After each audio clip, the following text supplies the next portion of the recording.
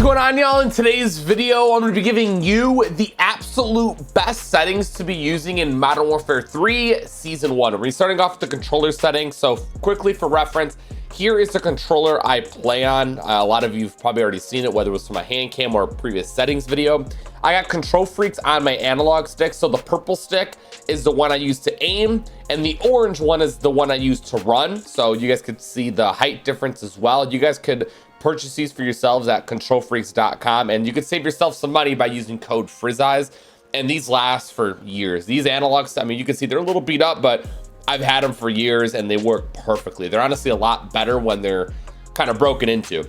And then also on my controller, I have these paddles. So I jump with this paddle, and then I could slide cancel with this one. So this is like sliding and drop shotting, proning. So the reason they're back there is so I can keep my thumbs on the analog stick, specifically on my aiming stick, rather than having to take it off and jump here and, you know, slide cancel here. I can keep it here, have great aim, and do some movement back here, which is very, very helpful. Just to show you that you could trust my settings. So we have a 3.86 KD, almost a 3 win-loss, which is pretty good considering I get told all the time, FaZe, you don't play the objective. Oh my God, when are you gonna play the objective?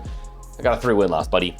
Highest kill streak is a 66. My kill record is 236. Both those I have videos on separately. And we have 3 days played averaging 61 kills a game. Now, actually getting into my controller settings, my button and stick layout remain default due to my pads being on the back here. But if there's a different layout that you prefer, you know, go right ahead. If you guys want to flip your triggers and whatnot, go ahead as well. I don't. I prefer my triggers to aim and shoot. It's just what I'm most comfortable with. But again, that's personal preference.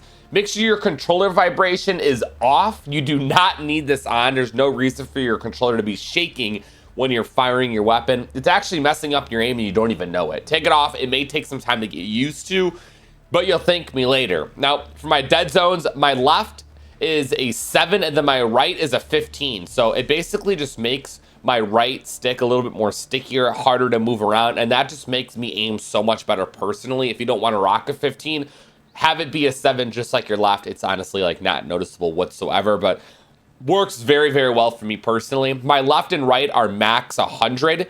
My left and right trigger are both 0. Anything over 0 is actually going to give you a delay, believe it or not. So you're going to want to make sure that that is 0. Before I give y'all the godly aim assist settings, if you guys are brand new around here, you love Call of Duty content, you're in the right spot because we upload every single day. Make sure you guys subscribe and then click that bell icon. You'll be notified the next time I post a video. And click that thumbs up button as well. These are really gonna help you guys out. My sensitivity, we are in a 6.5. So horizontally it's a little bit higher. I'm always looking left to right. And then vertically, I'm not always looking up and down, so that's why it's a little bit lower. You can't really tell the difference between the two. I could probably actually play on a 6.6, but this is just what I plan, and it just works very well. And then you can see there's a show more option for both horizontal and vertical stick sensitivity, which is very, very weird. So what I went ahead and did is I made my horizontal custom, and you can see you can actually edit this. Now, normally it's gonna be like at a 1.20. Make it custom, knock it down to a 1 on the dot. I ain't gonna lie, it could be placebo. It very may well be placebo, but I just feel like I'm landing so much more shots. I feel like just like my overall sensitivity just feels infinitely better after making this a 1.0. Again, could be placebo. I don't care. It's working for me personally. So go ahead and make sure that is a 1.0. Now we have our ADS sensitivity multiplier. So we have a different sensitivity when we are aiming down sights. Normally this is like a 1. I've knocked mine down all the way to a 0.80. Once again, this just makes it super, super sticky. So my aim assist is working extra hard for me, and I'm abusing it because it is just so OP in this game. You might as well if you're a controller player. So that's why it's a 0.80. If you haven't messed with it before, I recommend a 0.90 to start off. Or you could jump and use what I'm rocking, and it is really, really good. And then you can mess with the multipliers here if you want. I personally don't. Vertical aim access, I'll show you it. Again, don't mess with that whatsoever. Here's a tactical stance sensitivity multiplier. I haven't messed with it. Sometimes it's a 0.90. Sometimes it's a 1. Personal preference. Again, I don't really use tac stance, so I don't think it's all that important. The most overpowered thing about controller players is this aim response curve type. Play on dynamic. Again, they almost banned this. Like the pro players and multiplayer actually almost banned this from their league because it is just that broken. So take advantage of it. Our ADS sensitivity multiplier for focus, which is basically all scopes, is only a 0.95. The reason it's a lot higher than my normal one is because scopes are zoomed in. So I want to move a little bit quicker when I'm aiming down sights due to it being a lot more zoomed in. So that's why it's that. And make sure your target aim assist is actually on. My aim assist type, I play on default. I ain't gonna lie, Black Ops is just not it. I've tested the two, and people like to argue back and forth. Oh, Black Ops is way better. I tried it. I gave it quite a bit of time, and I'm just not rocking with it. I think default is just infinitely better. That's just me personally. It's personal preference, but I'm telling you, I think default's the move here. And then, yeah, that's going to wrap up the aiming controller settings. Moving on to my movement settings in gameplay. Automatic tactical sprint. If you don't have this on, you're playing Call of Duty wrong. Now, if you have automatic tactical sprint on, all you have to do to run max speed in the game is just simply up on the analog stick. That is it. If you don't have this on, you're gonna have to mash down on your left analog stick and then go up. It takes more time and you're just breaking your controller, honestly. So it is just infinitely easier to simply go up, and look, I am running as quick as I possibly can. Next, we have the slide maintains sprint option. Now, I actually just tested this out right now, and this makes slide canceling so much more smooth in my opinion. So basically what it says is here, continue to sprint after performing a slide. So I just feel like I'm instantly back up and ready to go. So go ahead and mess with this. I'm gonna mess with it a little bit more, but this feels incredible. I'm not gonna lie, again, a lot more of a smooth slide cancel. Auto move forward, I have this off. Tactical sprint behavior is double tap. Ground mantle, I recently turned this off. I just been recently auto mantling over random things in the middle of a gunfight when I'm like trying to jump shot or something. So highly recommend turning this off. There's just so many gunfights I've already lost in the game due to this being on, so I had to take it off. It was kind of annoying. Automatic airborne mantles partial, didn't mess with that. And parachute auto deploy, make sure this is off, especially if you're playing Warzone, so you can get as close to the ground as possible. Sprint door dash is on. Ledge climb behavior is mantle only. Moving down, I don't think I changed any of this, but I'll go nice and slow. My interact and reload behavior, so since we're on multiplayer, I do tap to reload. It just makes reloading that much quicker. All you have to do is press square rather than hold it. If you're playing Warzone, prioritize interact so you could spam pick up items. It just makes looting infinitely easier. Same with the armor plate behavior. Things are just infinitely easier when you have apply all. So you hold down triangle once, it applies all the plates are missing. If you have apply one, you're going to have to hold down triangle, unfortunately, to apply all the plates you are missing. Backpack control, directional buttons. This will allow you to use your D-pad to go in your backpack rather than your analog stick. Again, that just makes things very easy on you. Moving on, it looks like everything else is pretty default, and that's gonna wrap up the controller settings. Next, we have my graphic settings, which I'm not gonna go too in depth because I honestly just got them on Twitter from people who just make PCs and whatnot. And someone mentioned on my second channel, my Warzone channel, which if you guys want to subscribe to it, go ahead. It's only Warzone content from your boy. I made a settings video over there, and someone was like, yeah, Frizz, your settings are completely jacked up, my boy. These are way different than previous. So I was looking at my settings. I'm like, oh my God, my settings were reset. I had no clue. So I went back and I just redid all of my settings. So I'm just going to go kind of slow so you guys can copy these down. It's a perfect mix of frames and actual quality of in-game. I went to test them out after changing them, and I'm back finally. So those are the graphic settings. Next, we have my my view settings. So we got field of view. I play on a 115. 120 is the max. I'm just 5 away from it. Just feels perfect. It's a good middle ground.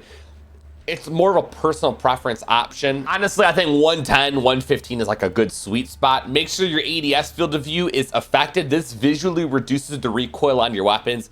It's literally a free no recoil attachment in the settings. It's so stupid.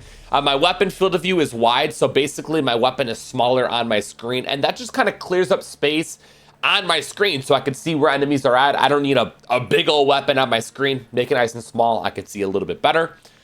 World and weapon motion blur, make sure this is off. Your game is just going to look infinitely more better, more clear, more smooth. Film grain, make sure this is off. It'll make things less grainy, a lot more smooth looking. First person camera movement, 50% least, so what, as it says, there's less camera movement, making your game look a lot more clear and smooth. Inverted flashbang, I have this on. For me personally, I just feel like it reduces the effects. Your screen goes black instead of white. You don't gotta take that hard abbling. There's been instances where I thought my game crashed because I got flashbanged and my screen just went black. I'm like, oh my God, it crashed. But I realized I had this on. So personal preference, once again, you can kind of mess with this. Some people hate when it goes white, other people hate when it go black, but that's gonna wrap up the graphic settings. Next, we have my audio settings. So my audio mix is a headphone bass boost. I feel like I hear footsteps so much better with this option compared to any of these other ones, so that's why I have that on. Make sure you're on stereo.